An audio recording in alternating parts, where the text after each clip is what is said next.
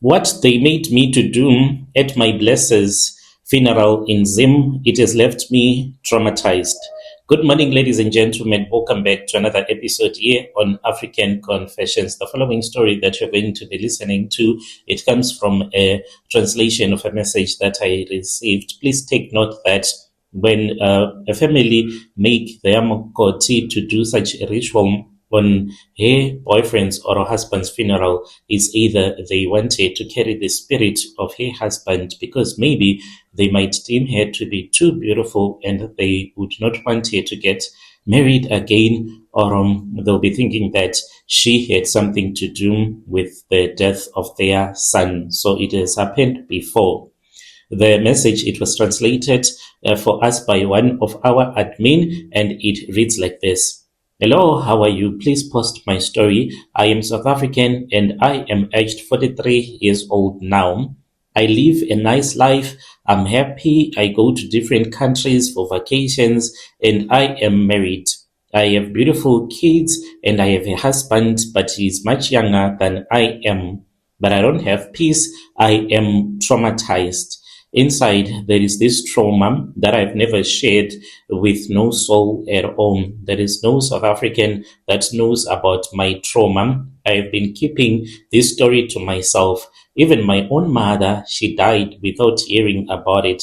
My sisters, they do not know. My friends, they do not know. My kids, well, they do not know. They were not born. And my son, when it happened, he was still very young. Only my current husband, since he's from that same family, he knows. One might ask, how was it possible that you were dating a blesser and then you got married again in that same family after the death of your blesser? Sometimes I want to tell someone because that was the day when my life changed forever. This happened many years ago. I was working in Johannesburg. I was young then. Life was very hard. I was raising my little son alone. His father left before he was born. Money was always a problem. So I was doing these cashier jobs. One Saturday, my friend said, let us go to Centron. There was a party there that was happening. And going there, my friend had told me that she was going for a hookup, and who knows, maybe I would find myself a boyfriend. And I went with him because at home we did not have any food at all by then. And when we arrived there, I was honestly trying to find a rich boyfriend. And when we arrived, I met my blesser who passed away. His name was Brighton. He was from Zim. He was much older than me. By now, maybe he could have been in his late 60s. He was someone that was kind to me, but I did not like the vibe that he was too old for me. He said that he wanted to buy me a coffee, yet we were busy drinking alcohol. I laughed at his jokes. We talked for a long time, and I told him about my current situation as an unemployed graduate, and I told him about my son. He was someone that made me to feel comfortable being around him. Before we left, he said to me, I would like to see you again, and he gave me money. When he gave me money, I thought that he wanted us to go and sleep at a guest house, as my friend had told me that if a guy gives you money, then it means that he wants to go with you to sleep with you at a guest house. That is how everything started when I said maybe. He became my blessing. Yeah, he helped me. He would do everything that I would request. He helped with my son's school fees, took my son from a government school and I started to take him to a private school. He helped me a lot and he forced me to stop working. He said that he did not want me to continue working because he did not want other men to stare at me. And we started to stay together. Almost 3 years we stayed together. He had purchased a new house in Centon and he sold the old house after I had found a cardboard box that was full of women's clothes. When I confronted him about this, he said that the clothes belonged to his ex-South African wife they were divorced, but they did not complete the divorce proceedings, and this really hurt me quite a lot. So I said I'm not going to sleep in that house anymore, considering the fact that the ex-wife would come in that house sometimes when I was not around. I was like, what if she uses muti on me? Eventually, he acquired another house, and then we started to stay together permanently. He finalized his divorce with the ex-South African wife. So when we started to stay together, I saw that he was a good stepdad. He treated my son as if he was his own, and he made me to be so happy. Then eventually, after I had given him a son, that was when he took me to his lawyer. I did not even know why we were going there. After everything was finished, he looked at me and he said that I just want you to have something just in case if something happens to me. I asked him what he meant, and he said that I have added you to my will. I told him not to joke about death because our son was still very young, less than a year. He said, I am old. We must prepare. I became so paralyzed with fear when he started to tell me that he was prepared for anything because of his old age. I never liked those type of conversations. I wished he would stop talking about dying. A year passed, life was good. Then one morning, everything just changed. I just went out to go and see my mom for about 3 hours, and I left him. He was sitting by the front porch. He was having his laptop on his lap, and he was busy talking to his business associates. I just left him and I went and I visited my mom. When I returned back, I had been trying to call him and he was not picking up the call. When I returned back, that was when I found him. He was on the floor. I was surprised to see my blesser on the floor, and he could not stand properly. We then rushed him to the hospital after the ambulance had came. He kept on saying that I'm going to be okay. You are okay. He was even laughing. I was so afraid. And after he had passed away, I was speaking with one of my friend, a nurse, who told me that some of the symptoms that he was having prior to that, as I was speaking with my friend, she was like, these are the symptoms of someone that is about to die, because there were times when he would be pointing at nothing, or he would be smiling at nothing. He would be looking at the wall and he would be smiling or just pointing or pretending as if he is talking to someone that I could not see. There were times when I would wake up, I would be so scared the way that he would be breathing. It will be like someone that will be snoring badly. When I would waking up, he would go quiet and his feet were always cold most of the times. So one of my friend who is a nurse said that these are some of the symptoms that can happen to a person that is about to die. Maybe it can happen 2 weeks or a week before that person passes on. When he passed away, I screamed. Even though we were in a private facility, the way that I screamed, I did not even care about the people that were around. We had the money to keep him going, but he was just gone like that. A few days later, his family arrived from his country, from Zim. They wanted the body and they told me this was the worst part.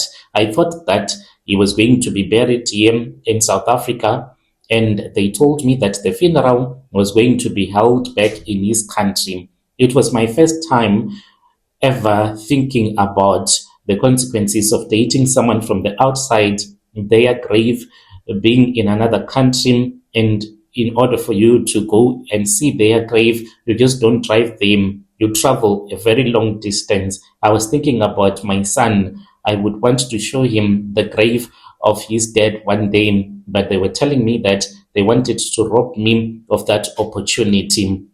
And one of his old brothers, who liked me quite a lot, was the one that spoke with my relatives, and he said to me, you are our Makoti, you must come with us because you had a son with us. So I agreed, and then we went because I wanted to give Brighton a proper goodbye. So we flew back together to Zim, and I was in pain, the shock. So I was accompanied by a few relatives as well as some friends. When we arrived there in Zim, everything was proper because my baby daddy was someone that was really wealthy. The lifestyle that the relatives live there in Zim, one can even forget that they are in Africa. They live in the upper society there in Zim. So at the house where the funeral was supposed to be taking place, there were neighbors, there were church people, there were relatives. I can say that the yard was full of people, and there were big tents, those ones that they put outside, nice food, they were singing. It was a little bit different from the way that we hold our funerals here in South Africa. All the while, I stayed close to my son. So my other son, I left him back in South Africa, and I took my son that I had with my blessing. I did not feel like a stranger because I had friends and family with me. The next day, when the body was brought from the mortuary, and then they said that the funeral was supposed to take place. And when the body came, that was when I was told that the family wanted to see me after the church service. I asked about what, and they simply said that they were going to explain. And I then took my son and I spoke with my friend, and I told my friend that I wanted to accompany me inside because there was a family meeting that was taking place. When my friend got up from where she was, and when they saw that I was coming with my friend, they just said, "No, Makoti, only you, please come." And I asked if I should bring my son and one of my sister-in-law, the eldest in the family, which my blesser was born into. She shook her head and she said, "Hi, leave him, it's fine." And I then gave my friend my son, and I said, "Okay, I'll be back. Maybe this is a serious family meeting. We had already been talking about the wealth, my name on the will." So we were like, now we are getting into business. I followed my auntie. We walked past the other tent and we walked to the house. So there were only family members that were walking with us. There were no neighbors, the pastors, no friends, just the bloodline family. We entered the house. When we were entering the house, that was when one elderly woman who was my blesser's auntie, the sister of my blesser's father, she looked at me and then she said, "Makoti, please bring that broom." I looked around and I saw that there was this other grass broom that was leaning against the wall. I picked it up, and another woman as well commanded me to take a bucket. There was a blue bucket, and I filled it up with water, only about half full. I carried it into the house. And when we were in the lounge area, everyone was sitting down on the floor. And then they led us to the bedroom where they had put the coffin on the floor. This was my blessed's bedroom. It was massive. It was like a house on its own, that bedroom. We went inside. We were a lot, but these were only blood relatives. So amongst the women that were there, it was me and the other Makotis of that family that were married to my blesser's brothers, as well as the cousin brothers as well. They were some uncles from his mother's side.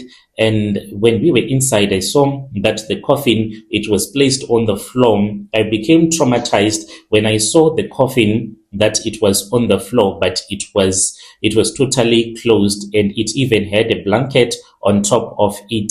So they asked everyone to kneel down. So we were kneeling down. Then us, the Makotis, we started to clap slowly. I was following what the other daughter-in-laws were doing, the way that they were clapping. I was also clapping slowly, and everyone was ululating. And After the clapping ritual, then the uncle, he went towards the coffin, but he was kneeling down. He was walking on his knees until he had reached the place where the coffin was. When he reached the place where the coffin was, he started to clap and he was like, my son, as he was crying, and he said, my son, how can a rich man die like this? How can a rich man die like a dog? In South Africa, where there is proper medication, with all your money, you choose to die like a dog alone, my son. Why didn't you tell me that you are sick? They say that it was food poisoning. They say that they went with you to the hospital really late. My son, we do not know everything. You are the one who know who killed you. I felt my hands shaking when he started to say that. They say that they went with you to the hospital too late. They say, oh, because I was the one that rushed him to the hospital. I was the one that was with him all along. And I started to understand that they were trying to accuse me. The uncle then looked at me. I felt my heart banging so hard against my chest. I nearly collapsed. And he said, as he was looking at me, this is your wife here, my son, as he was pointing at me. You did not finish everything the traditional way before you died. I always told you too many times. I told you to bring me to South Africa so that we can do everything the traditional way so that you can marry her. We have brought her here because she gave you a child. So today she is standing here as our makoti. I looked down. I did not understand. One elderly woman then started to drag herself until she was close to where the coffin was, and she slowly opened the coffin. I could not breathe. It was the first time that I had seen something like that. I was scared already. I was scared of dead people. Looking at Brighton, he was like someone that was sleeping. Tears started to fill my eyes. I stayed where I was. Then the traumatizing part started. One of his brothers, he then went to where the coffin was open and they started to remove the shirt that he was wearing. It was a hassle to remove it. And after that, he then gave the shirt to the uncle who was kneeling in front of them, and everything was done slowly. It was like watching a horror movie and you are inside of that horror movie and you are a character that is about to die. The shirt was then placed inside that blue bucket of water that I had brought. And after that, the uncle, he said, my son, if you can hear us, we are speaking to you before you leave us. At that moment, there was something that happened. There was a sound that came from inside the coffin. It sounded like it was air that was escaping. It was not like someone letting out gas by farting. No, it was a sound that just came out like from his stomach. And the uncle looked at the coffin and he said, my son has had us. No one reacted.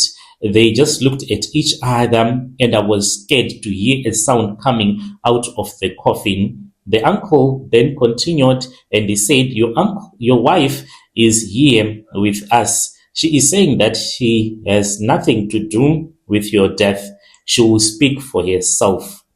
He turned towards me and he was like, Makoti, come closer. I felt weak. I managed to push myself towards. I moved with my knees until I was beside the coffin, and then I was looking at the uncle. My hands were sweaty in between my fingers and I was shaking like I don't even know. I started crying. Then one auntie came to me and said that it is almost over, Makoti, you just need to be strong.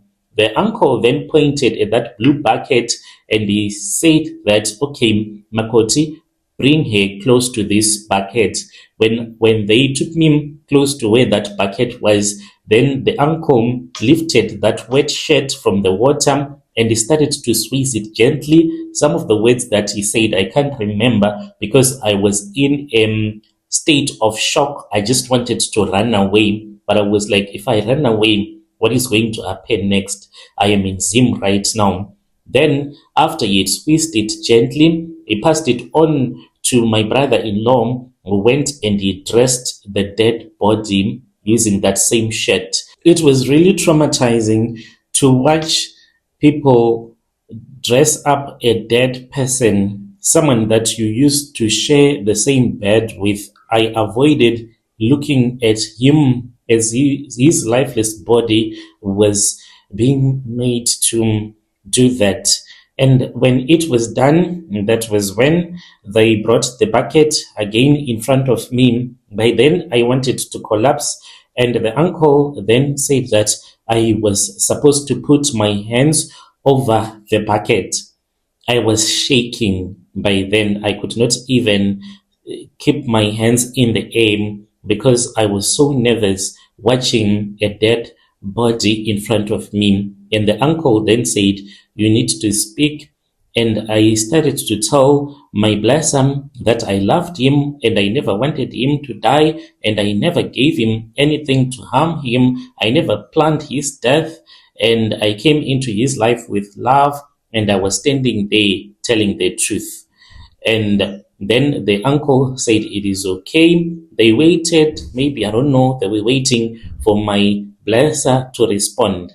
There was no response. And then the uncle said that I was supposed to wash my face.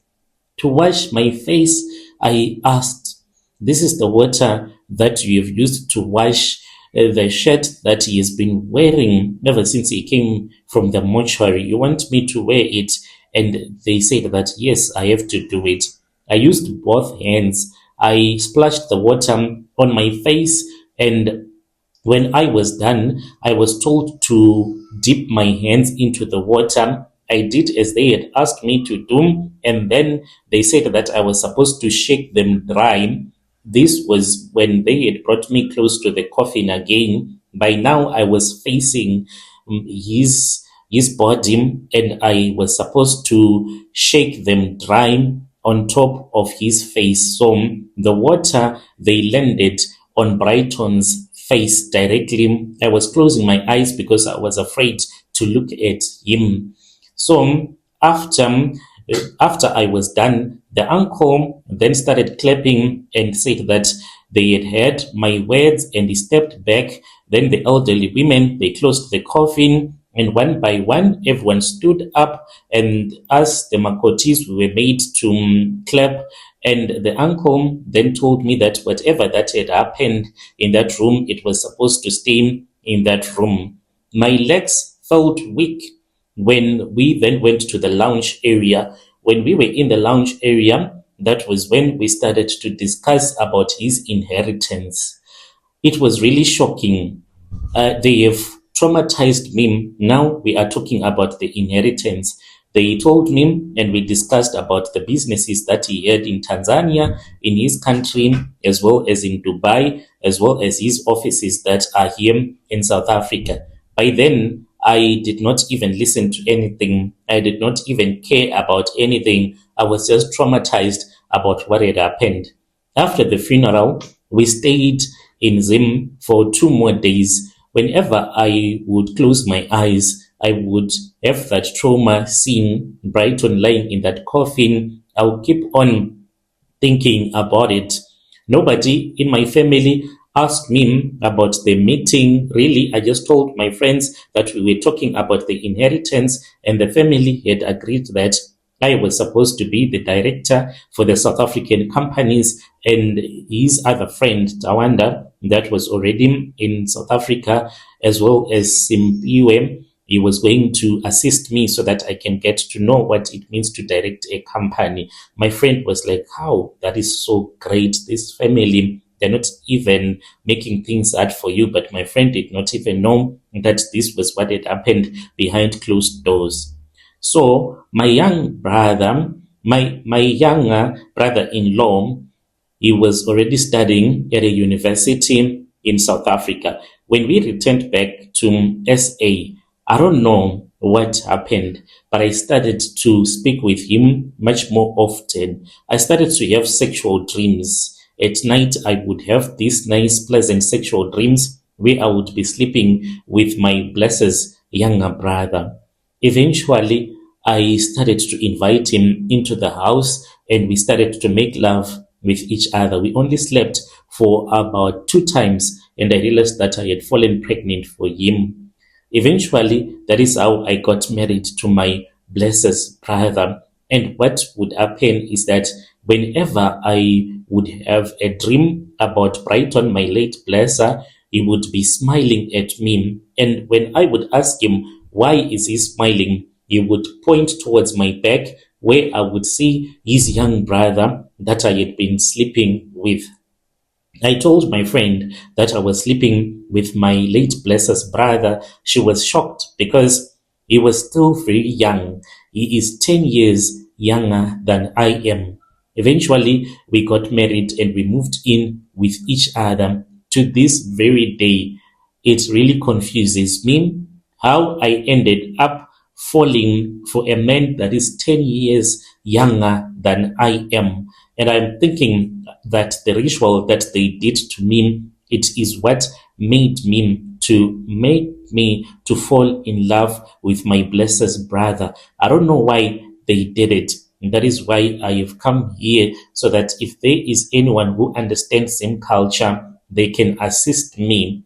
Why did they make me to wash my face using the water that they had dipped the shirt that my late blesser had been wearing in his coffin? Were they blinding me? Because as for now, even if an ex of mine speak with me, I feel like vomiting. I live for my current husband. I would die for him. The love that I have for him, it is not normal. I fear the day that he will ever cheat on me. I think I will die or even commit suicide because the love that I have for him, it is abnormal, as my friends say. I am always with him. Even if he complains, even if he say that he wants to go out with his friends, I go out with him. I will be the only woman amongst his friends. Your dear listeners, right there was a message that was sent to us by our admin. She translated it for us. Strange things indeed, they do happen in this world. As I said at the beginning of our of this story, that yeah, there are families that do that if they do not want the Yamakoti to remarry, maybe because of the wealth that she and their relative would have acquired. They would do those type of rituals, and for the rest of your life, you will be tied to the spirit of your late partner. If you have ever come across such a situation, you can reach out to us via our email, or you can come to our inbox on TikTok as well as Facebook. If you have ever done such a ritual as well for your in-law, you can also tell us about your experience. Let us meet again in the following episode.